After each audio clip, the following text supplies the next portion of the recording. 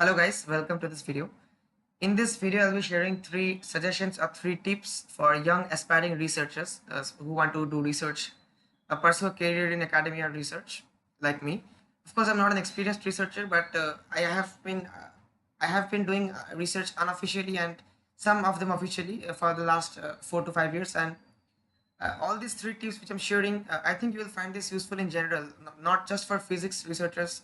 In any science field, if you're researching, I think you will, in any field of research, I think these tips will be relevant. They're of a very general nature. And I request you to, especially if you're a beginner in research, if you're beginning in research, and maybe if you're of my age or even younger, you're considering a career in research, you're not sure how to start, where to start, then you should definitely listen to these tips. And I also request you to share this to your pass on this advice or knowledge to your juniors in the future if you find them useful, which I think you will in most cases.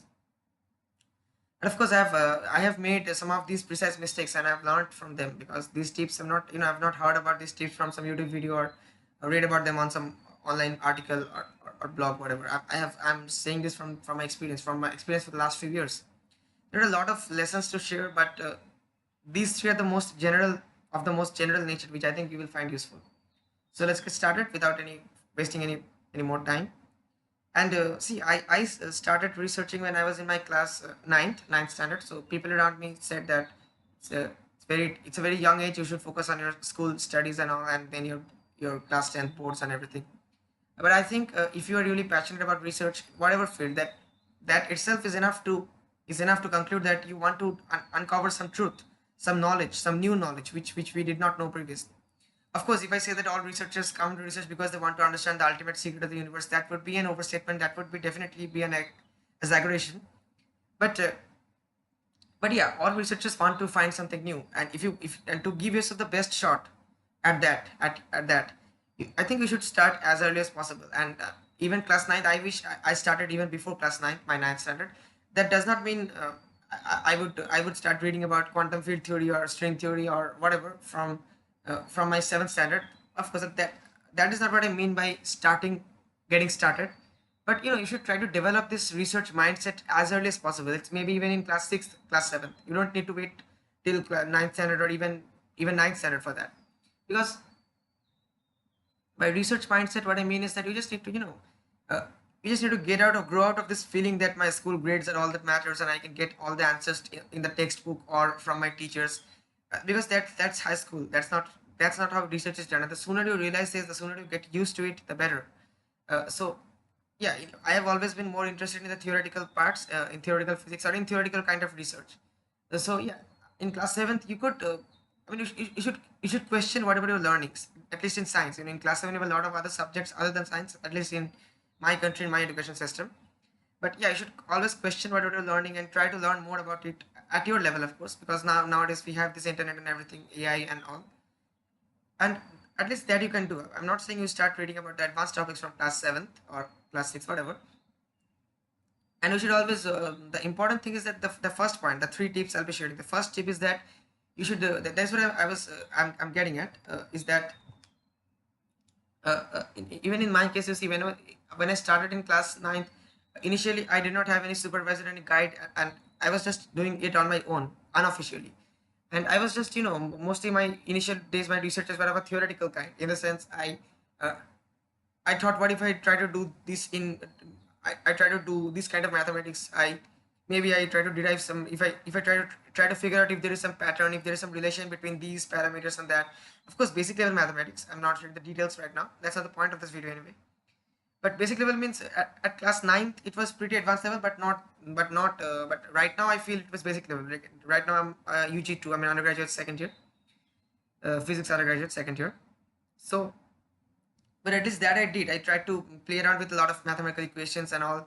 But the problem was that since I was doing the research unofficially, and since I was not yet exposed to the modern research is going on in physics when I was back in my ninth standard, the I got some valid results which were mathematically consistent and everything, but I did not get anything which was of practical significance.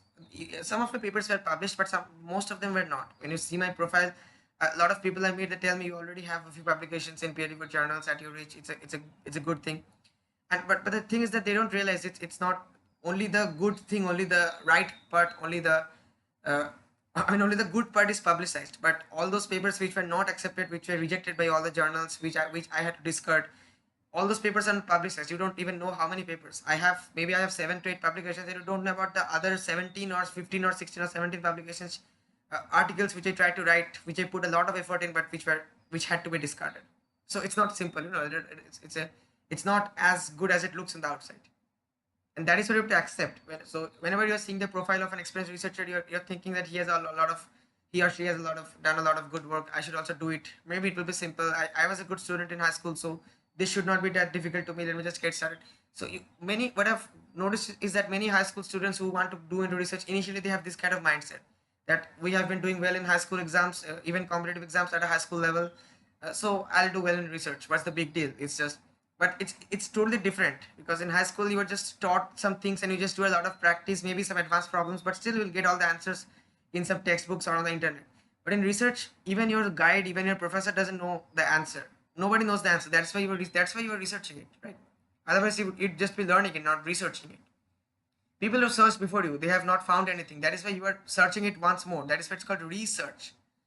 So and right now, so from ninth, 10th, 11th, 12th, I did a lot of things. I tried to explore a lot of topics, and maybe I didn't make any groundbreaking discovery, but it was a good experience. I learned a lot, and at times it was really frustrating. And right now I'm doing a research fellowship under a official research fellowship project under a supervisor, an experienced supervisor. And my topic, I'm working on theoretical high energy physics. So right now the research is official, not the kind of research I used to do in class 9, back in my ninth standard. And I was the first point which I'll be sharing, the first suggestion is the first tip for young researchers is about frustration. And I myself realized this.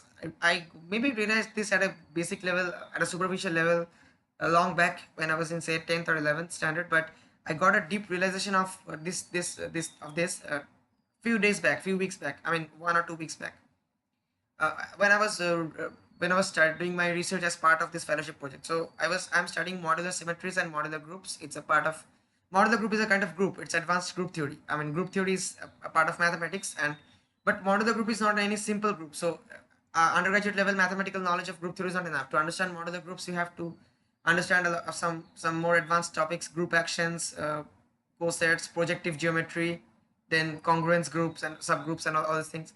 Projective geometry, for that you need to have some good visualizations, and visualization is something which is very important in physics, because but this cannot be, no professor or no textbook can teach you. You have to understand this.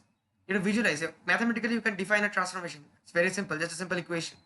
But you have to visualize what does this transformation mean. How do I visualize this? Suppose we have a 2D plane, a graph, whatever. So what does this mean to transform this from this point to that point? How does it look like physically? Is it a rotation or an inversion or a translation, whatever?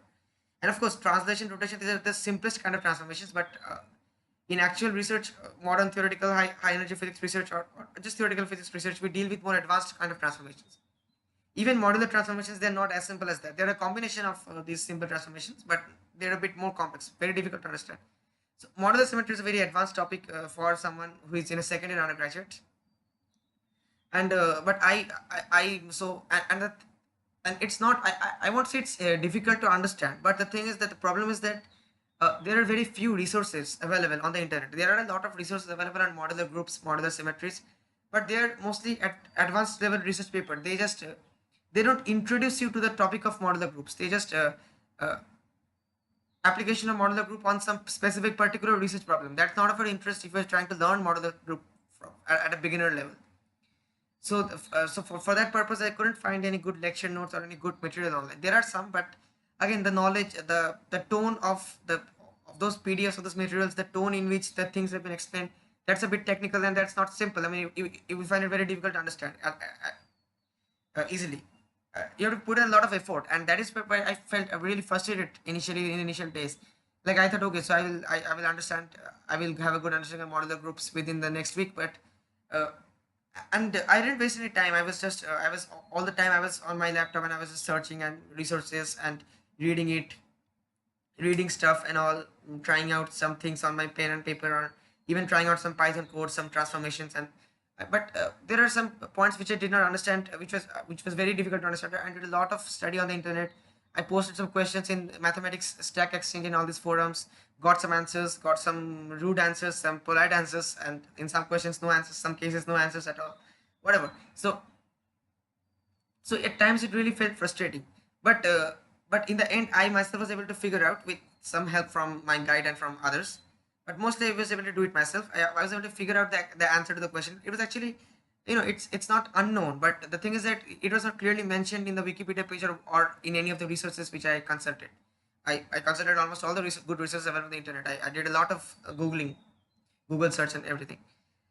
uh, but the thing is that, so you have to accept this frustration, and that is the first point. You have to accept that in research you will not get the answer easily in some textbook or online, or you just go to your guide and ask that, sir, I can understand this point, can you please explain, and he or she will just explain it to you in a moment. That is high school, forget that. In research, nobody knows the answer, nobody knows what we're trying to do. So maybe you're stuck on some point, and the thing is that you're stuck on some point. Maybe you will find the answer after 10 days, after 11 days, after 1 month, after 1 year maybe. So you have to get used to this, and the sooner you can do this the better, if you, especially if you are aiming for a long term career in research. If you're coming into research, that means you have a passion for finding new things, and for that you need time to give yourself the best shot. Of course you need to live longer than, I mean, naturally we humans live for about 85 years. That is not enough, that's a very short time. So the sooner you start the better, right? That's why I'm saying this. At least you try to develop the research mindset from even when you're in 6th or 7th standard. The sooner you start the better. It's not like I'm in 7th standard, okay, let's let me just, if you're focused about research from a young age, then from the day you decide I want to do research in my life, from that day you start developing the mindset and start reading advanced stuff without compromising on your school curriculum at your level. I'm not saying you just totally ignore that. uh, but yeah, so the point is, it's like a good analogy is that, in my background you can see there's this ocean, and there's this sunlight, this sun at the back. So do you know why I chose this particular virtual background for this video? Because that is the analogy. A researcher is like, it's like you're in the middle of an ocean, and there is no shore or no island, no land in sight. In all the directions around you there is no land in sight, and you are talented, you are coming into research. That means you are talented, you are passionate, you are dedicated, you are hardworking, you are persevering. But this talent is your swimming abilities. You are talented, that means you can swim, and swimming is important. If you're in the middle of an ocean, if you're a good swimmer, that will help you stay alive, which is important. But only talent is not enough. Suppose you are very talented, but only talent is not enough. You have to accept sometimes that, you have to accept this frustration. By this, if I try to draw an analogy, it's like, there is no compass or no navigation system that can guide you to the nearest island or nearest land. Okay, there is no compass. You don't know the right direction. You don't know whether I should go this direction or that. You don't know that. You don't know. You have to accept that. You don't know that. So if you waste, but if you don't accept it, that means you're frustrated. You don't accept it. That means you are in the same place on the ocean. You are just going round and round in circles looking for a compass, when in reality there is no compass. You are talented. You are using your talent to swim, to stay afloat, but you're wasting your time, you're wasting your efforts, because you are not actually moving in one particular direction. You are not making any progress. You are moving in circles, searching for a compass that is not present. So you have to accept this fact that there is no compass, which means you have to accept that in research I will not get answers to my questions easily. I will get frustrated, but I will still keep working. I will not let this frustration get the better of me, and I will fix one particular direction. Say, I will just fix. Okay, let me move in that direction. I don't know whether that is the right direction, but I will fix it and I will keep moving. I will keep swimming in that particular direction. If I'm lucky, I will find the land. If I cannot find the land, I'm actually more lucky if you think in the long term, because that means at least I've figured out, okay, this is not the right direction. So that means let me change directions. And the thing is that initially, see, I said you just randomly choose a direction because you are a beginner. But once you do this for some years, when you gain some experience, then even if you don't have a compass, you will have this intuition. You will have this intuition, and then of course you have some data, especially if you're working on some projects. Like, I mean, you have some experimental data in some cases, and you have some past knowledge. You have some, if you're experienced, you will have the right intuitions. Intuitions are not always right, but only with experience you will have the right intuition. So even without a compass, you will be able to make a good guess that, okay, so this direction is probably the right one. Maybe not exactly this direction, but somewhere around this. So I should definitely not swim in that direction. Let me move in this direction. So that will come with experience. But initially, don't be afraid. Initially, if you're afraid that I'm not sure, I'm just clueless in the middle of the ocean, there is no compass, I don't know. So if you just think that, then you will just swim around in circles, and eventually will give up on research. You will just drown in the ocean. So initially, you just take some risk, just randomly pick a direction, keeping in mind that this may be the wrong direction, but let me still move forward. That is why I say you start as early as possible so that you can afford to make more mistakes. And making mistakes means you're actually an expert because you have ruled out the incorrect paths. You are experienced, you're expert. Of course, your your travel vlog or your travel diary along the wrong direction, that means a research paper which you write along the wrong direction, that will not be published in any journals. But still, you are learning a lot, right? That's what matters. So that's the first point. That's frustration. You have to accept frustration. Especially this is very important at a beginner level because the jump from traditional education to research is a huge jump. So to get out of this mindset that I'll get all the answers easily, and I was a good student, I learned everything from a textbook and got a good marks in exam. That means I will be a good researcher. You should get out of this mindset. That doesn't mean I'm not discouraging you, but you should be ready to uh, be ready to accept that I will not get the answers easily. I may not get the right answers ever, but I will still not give up. I will still try. Of course, if you realize that this particular topic is not for you, it's not it's not taking you anywhere. You can change topics or maybe change your approach. That is important, but not give up. That's all. The second point which I want to discuss is that it's about frustration. The first point. Second point is about exploration. So one thing which I've noticed in most junior, young students, like high school students who want to do research, they have or even students of my age, they have this notion that I want to do research in quantum computing, somebody maybe in solid state physics. I want to do theoretical quantum gravity, nothing else. This is for me. So they have this fixed notion that okay, I want to do this, that means I will do this, nothing else. I want to do cosmology, general relativity, I want to do astrophysics, astroparticle physics, whatever. But the second point is that especially this point is more relevant to the younger people, maybe 12th standard or undergraduate first year, undergraduate second year, not for the PhD ones or MSc ones. So at a young age, at this level, I feel like, from my experience, I feel like you should not commit yourself to a particular topic. You should not get, you should not get it stuck inside your head that I want to do research in this. This is for me. I will do nothing else. I will do this, nothing else. No, that is a very wrong strategy. Of course, because see what happens is that in most cases, in 99% of the cases almost, don't take this number 99 too seriously. What I mean is that in most cases, you know, I've watched a lot of people, a lot of high school students. I want to do quantum physics because I watched that movie. I watched uh, that science fiction movie. Quantum physics is very interesting, wormholes and all these exciting concepts. So they're like, I want to do research in quantum physics. I am decided. Quantum physics is for me, nothing else. Electronics, other physics, solid state physics, these are not for me. I want to do quantum physics.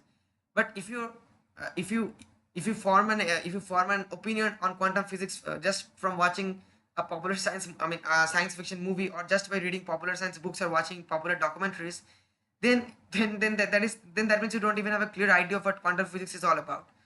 So you feel like it's for you, but when you go into college and you actually pursue what you actually learn, what quantum mechanics is like, what actual quantum mechanics is like, you may lose your interest. That's so much mathematics, it's technical. But since you have been focused on pursuing quantum physics, you have not explored any other topics. So you don't have any backup plan at this point. You have lost interest in quantum physics and you have no plan B, so you are lost. That is why I'm asking you to avoid this. Of course, you have to choose one particular discipline, physics or chemistry. I'm not saying you explore. By exploration, I don't mean you explore all the topics in physics, all the topics in chemistry, all the topics in biology, all the topics in all the sciences, mathematics. Not possible. But in your field, suppose you have chosen physics, don't get narrowed down on quantum or cosmology or astrophysics. Not at this level, or nuclear physics. Not from this level. You may have a good interest in, say, a particular topic in physics, say quantum or nuclear, whatever. You give maximum effort to that. You explore that. You try to understand if this is for you, this is your cup of tea. You try to read some research articles, not the very advanced ones, but at least you try to keep yourself updated on the latest research that is going on in this field. But along with that, you do not totally ignore the other fields of physics. Because let me tell you something, it's like, by not ignore, I'm not saying just read what is taught in your school or in your college. Beyond that, just try to understand it at some depth. Your interest area try to understand at a very big depth, but the other topics also try to go a little depth. Why I'm saying, because only if you have explored all the topics at a sufficiently good depth, only then at a later stage, say before your PhD, when you have to make a choice, because right now you're free to explore, but PhD you cannot do PhD in more than one topic, right? You have to choose a particular topic and focus on that and go very deep in that. That is what PhD is all about, research is all about, or postdoc, whatever. So in the future, when you have to make a choice, only if you know all the options, have explored all the options sufficient at a sufficiently good deep level, only then you'll be in a position to make a good choice in the future. That okay, I've explored more or less everything, so now I feel like this is for me. But if you've not even explored the other topics, and then you say, okay, this is my best. How do you know that something else would have been a better fit for you maybe? Plus, it's always, like I said, it's always good to have a plan B. Uh, and it's like you might feel like I want to do quantum physics, I want to do theoretical physics, so let me ignore electronics. Even I'm not a, I did not, I don't like electronics. I had the electronics papers in my college, digital electronics and electronics, previously. Like it's over now. From this semester, we don't have electronics, thankfully. So there is all this thing about Thevenin's theorem, Norton theorem. So in electronics, there is a thing, you can transform a circuit, you can draw some equivalent circuits, right? So if you have a triangular circuit, we can transform it into an equivalent circuit, shaped like a star. Like if you join the centroid, from the centroid, if you draw the lines to the vertices of the triangle. So I just in electronic circuit theory, right? But you'd be surprised to know that this is actually a fundamental concept. This same transformation it crops up in field theory, theoretical physics, particle physics, elementary in particle physics as well. And it's actually a part of a more fundamental theory called graph theory, network theory. It has a lot of applications. So the thing, what I'm trying to tell to you is that everything is interconnected. You may feel like it's quantum physics and electronics, they have nothing in common. That is applied, that is technical. Maybe solid state physics or condensed matter physics will find some use in electronics, but quantum gravity is entirely theoretical. It's mathematical calculations. We are trying to do quantum field theory and general relativity, string theory, loop quantum gravity, whatever. But even there are a lot of things which are common to both, to all of physics, to all of science. In fact, it should be the case, because ideally science is trying to understand the universe, and everything is in the universe, so everything should be interconnected, even if we have not yet been able to make those connections yet. uh, the thing is that a good advice which I would like to give you is that, especially if you're studying, like whatever, at high school level, undergraduate level, you should always try to find some connection. Suppose maybe one example that comes to mind is that recently in my college, this in my past semester, the last semester, semester 4, we had a paper called Elements of Modern Physics. Just modern physics means the basic level, not the advanced mathematical formulation of quantum mechanics. Just the historical, how quantum physics was born, the black body radiation, and basic, and all those things, the wave particle duality, de Broglie hypothesis, uncertainty principle, qualitative level, not the rigorous treatment of uncertainty principle as we do in quantum mechanics. And then we had this basic level Schrodinger's equation. We had the simplest case for an infinite potential well, the last semester. In the next semester, we have actual advanced quantum mechanics. Advanced in this semester, advanced in the sense the mathematical one, showed the and more advanced cases like Schrodinger equation for a finite potential well. For that, that's a more complicated than the infinite case, because for that you have to divide in a lot of cases. If for e greater than zero, e less than zero, you have this scattering case, then the bound state, and the solution is also a bit complicated. There are a lot of parameters, a lot of unknown constants which you have to solve for. It's a very complicated solution, and then you have to do the plot, and the plot is very interesting. It tells you a lot. Anyway, let's not go into quantum mechanics right now. But the thing is that in the previous semester, one class was going on, sir was teaching us about the probability, current, density in quantum mechanics. So probability is conserved in quantum mechanics, and so I was just teaching us this, and I was thinking like, how can I relate this with, or can I relate this with Noether's theorem, something which is apparently entirely unrelated to quantum physics. It is not unrelated if you know the advanced, but at least to students of my age, it may seem like Noether's theorem and quantum physics, they're entirely unrelated. Most people don't even know what Noether's theorem is. They just know that it's that corresponding to every symmetry there is a conservation law, like conservation of angular momentum. I mean, conservation of linear momentum is due to translational symmetry. Conservation of uh, that energy is due to time symmetry. Symmetry means something is not changing, some quantity is conserved. Uh, but uh, but yeah, Noether's theorem is not that simple. There is a mathematical treatment, and it has a very useful applications. Noether's theorem in modern physics as well. So I was thinking that, so probability is kind of conserved in quantum mechanics. So what symmetry is responsible for the conservation of probability? And I asked this question as well to sir, and sir actually encouraged me. He told that this is a good gesture, that this is a class on modern physics, quantum physics, and you are thinking about this theorem, which is something entirely unrelated. So the point is that you should always, whenever you're studying, maybe you're studying a particular topic in your area, physics, chemistry, whatever it's for you, you should always try to form connections. How is this? Is this connected to that area in my field, or is this connected? And if yes, then how is this connected? Try to think, because this kind of thoughts, it's a good exercise for the brain. It helps develop critical thinking abilities.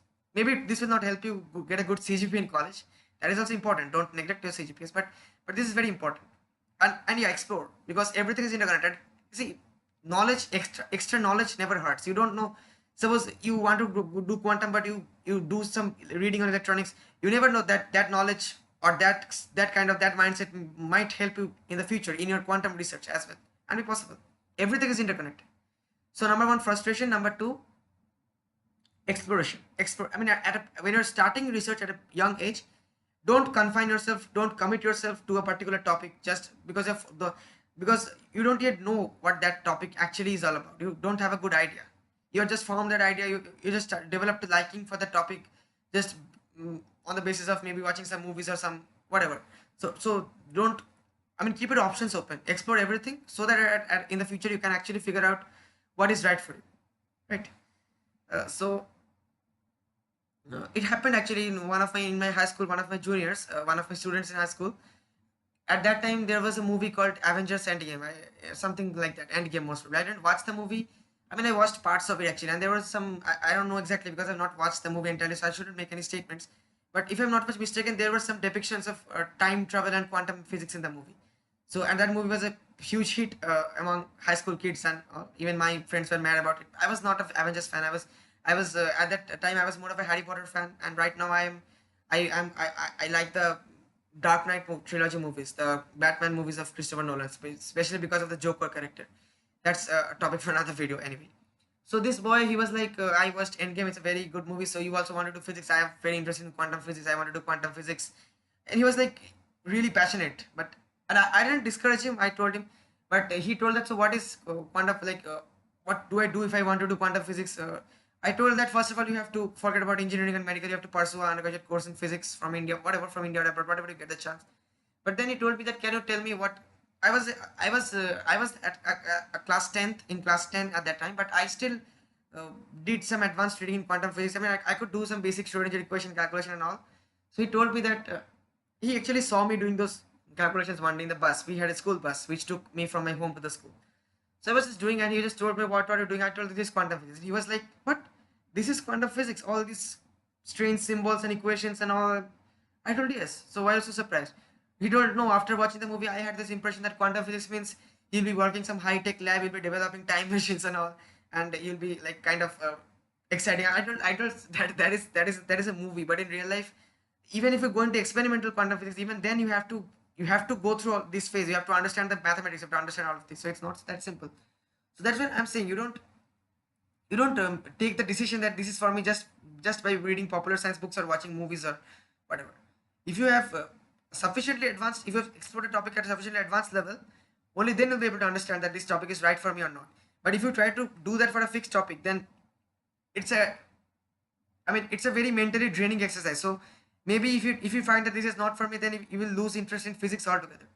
So that's why I'm saying, from a young age, you try to explore all the topics at a deeper level than your curriculum, but of course not too deep level, because considering you're still at a young age. That's the second advice. Frustration, exploration. Last is cooperation or collaboration, whatever you call it. This last point, the third and last point, this actually I did this mistake. And so yeah, the thing is that I don't know if you are like this.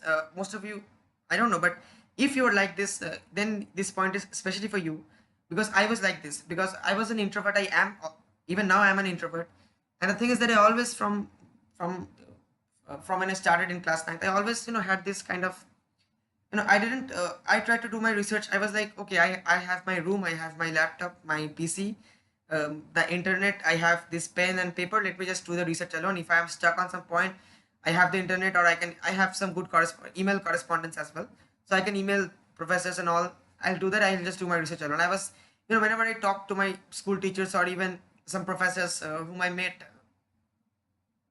by chance, because in, yeah, in class ninth, of course, how could I meet a professor in class ninth? I mean, I just talked with a few faces because my father had some friends. My father is an economics, in the field of economics, but he had some friends who are who have PhDs in physics. So, and some of them are professors as well. So I just my father told that you can talk with them, because since you are in class ninth, we want to do physics, so you can talk with them.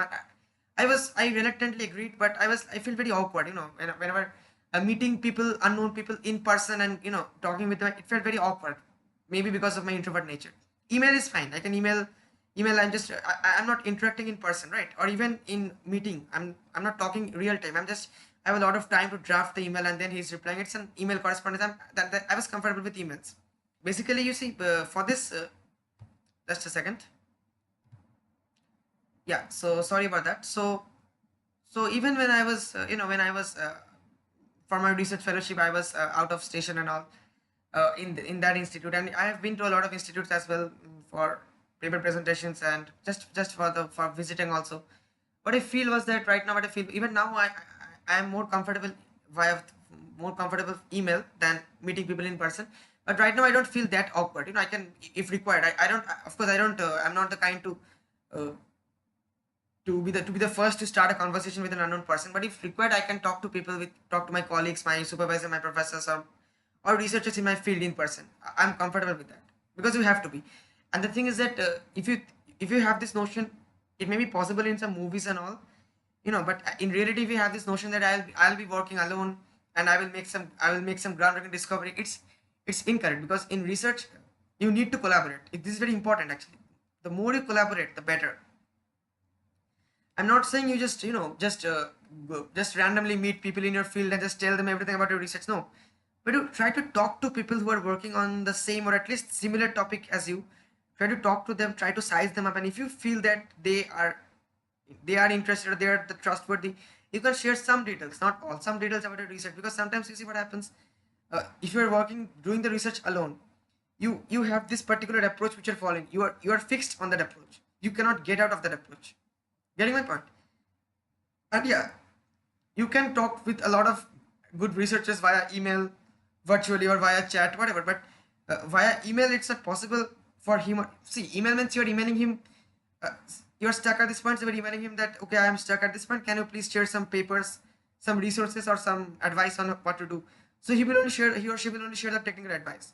But it's not possible. This kind of conversation is not possible in email. But if you're talking with him or her or whoever in person, then definitely he or she will tell a lot more than, it's definitely you get a bit informal in person than in email. Email is for formal, but person, when you're talking with someone in person, you get a bit informal, especially after a few minutes of conversation.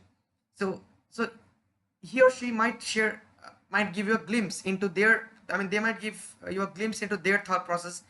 And at times, especially from my experience, I'm saying at times it might be helpful to you, because that can help you bring yourself out of this confined mindset that you have been stuck in. Because for that, you are stuck in that mindset, so you yourself will never be able to pull yourself out of this trap. For that, you need someone else. If you talk with someone else, and then he or she maybe makes some comments which enlightens you. Oh, I've not thought of that. That is a good way of thinking. Let me try that. That is important. This is why it's important to interact with people, collaborate with, in a controlled manner, not share all of your details. And I'm not saying, of course, because a lot of people, I mean, they don't have good intention, they might steal your idea and publish it as an idea of their own. All these things can happen. But yeah, in research, a little bit of collaboration, interacting with people is required. Interacting with people does not mean interacting with people in your field. I mean, your colleagues, your peers, or your professors. And by interacting, I don't mean you just chat with them all day and get extremely social. Not that, but interaction is required. I mean, especially this last point is, if you're an introvert like me, because I know some people who are, then you should try to get out of this awkwardness, because in some cases, an in-person conversation is much more important. An email conversation can never be a substitute. So these are the 3 points which I wanted to share. And yeah, so that is all for this video, guys. And if you see, I am also learning like you guys. I'm also second year undergraduate. I'm not an experienced researcher. So if any of you are aspiring researchers, if any of you have any realizations about this, any tips you want to share, any suggestions or any lessons or any experience maybe about research, please do so in the comments. I really look forward to reading your comments, because I also want to know, because I just shared my experience. I'm not teaching you. I'm just sharing my experience with you. I mean, these tips may not work out for you. Maybe wrong. Maybe I feel they're of a general nature. They should work out more or less in all the cases. But yeah, again, I may be wrong. So, but the important thing to realize is that, which I always say to in all my videos, in to all the people I meet, that I'm also learning like you. So it's not like I am making the video. That doesn't mean whatever I'm saying is the ultimate truth, and it's not like that. So you are on the same boat as I. If you're an aspiring researcher, so you're also free to share your comments or whatever, or share your views in the comments below. And so that's all, guys.